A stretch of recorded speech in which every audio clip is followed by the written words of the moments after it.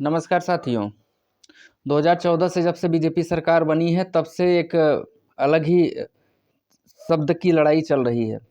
शाब्दिक लड़ाई में इधर विचन जो है सलमान खुर्शीद की एक किताब आई है सनराइज ओवर अयोध्या करके। उस किताब में उन्होंने दर्शाया हुआ है कि जो हिंदुत्व है वह बोको बरम और आईएसआई की विचारधारा से मेल खाता है कट्टरपंथी में। तो वो ठीक है, ये तो विचारधारा की लड़ाई है। अगर इधर इन्होंने इनकी किताब में लिखा हुआ है सलमान खुर्शीद जी ने, तो आपको तो ये भी पता होगा कि हिंदुत्व का खोज कब हुआ है। हिंदुत्व का तो खोज 1892 में जो कि बंगाली साहित्यकार आपके उनका नाम था चंद्रनाथ बसु जी ने, जो कि उन्होंने 1892 में हिंदुत्व शब्द का पहली बार जो है खोज करके अपनी किताब हिंदुत्व में दर्शाया था। जो कि उस समय जो कि ब्रिटिश गवर्नमेंट था इंडिया में, और ब्रिटिश गवर्नमेंट में पूरे भारतवासियों को एक करके उससे ब्रिटिश गवर्नमेंट से लड़ना था। इसलिए जो है सारे हिंदुस्तानियों को एक करने के लिए हिंदुत्व किताब लिखी गई। लिखा उन्होंने चंद्रनाथ बसु जी ने, और उस किताब के माध्यम से काफ़ी देश में जो है एकत्रता होनी चालू हो गई। लेकिन इसके बाद हिंदुत्व को बढ़ावा दिया सावरकर जी ने। सावरकर जी की किताब एक हिंदुत्व, और उन्होंने हिंदुत्व किताब लिखा सावरकर जी ने 1923 में। उसके बाद से ही जो है सही मायने में हिंदुत्व का बढ़ावा उसी समय सावरकर जी ने दिया। उन्हीं की किताब से प्रेरणा लेकर के आरएसएस जैसे संगठन का जन्म हुआ, और सही मायने में हिंदुत्व सावरकर जी ने ही इसका नाम का प्रचार किया।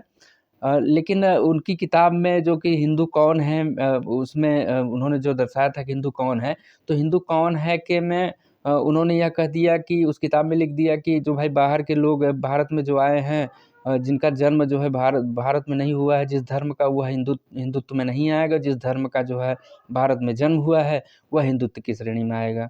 तो इसी विचारधारा से लेकर के देश में दो गुट बट गए।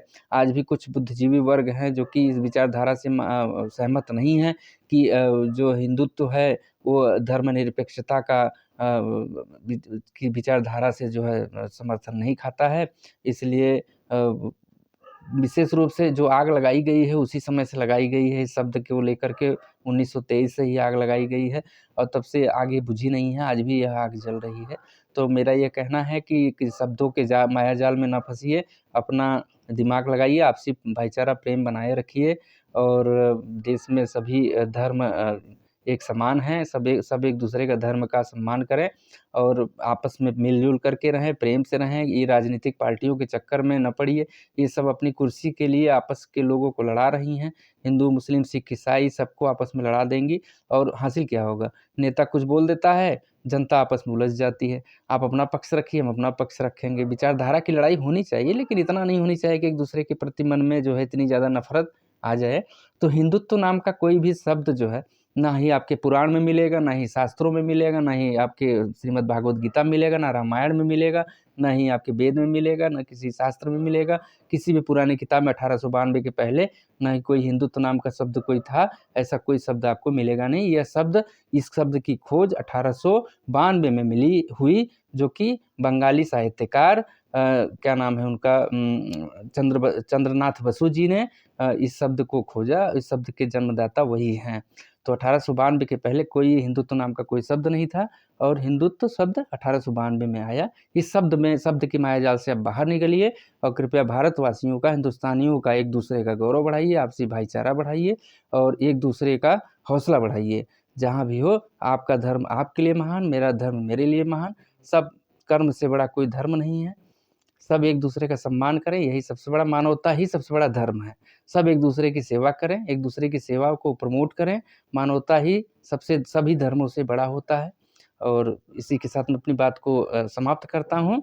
आप ही बताइए कि यह शाब्दिक लड़ाई जो चल रही है, इसमें आप किस शब्द को मानते हैं, किस शब्द को नहीं मानते हैं?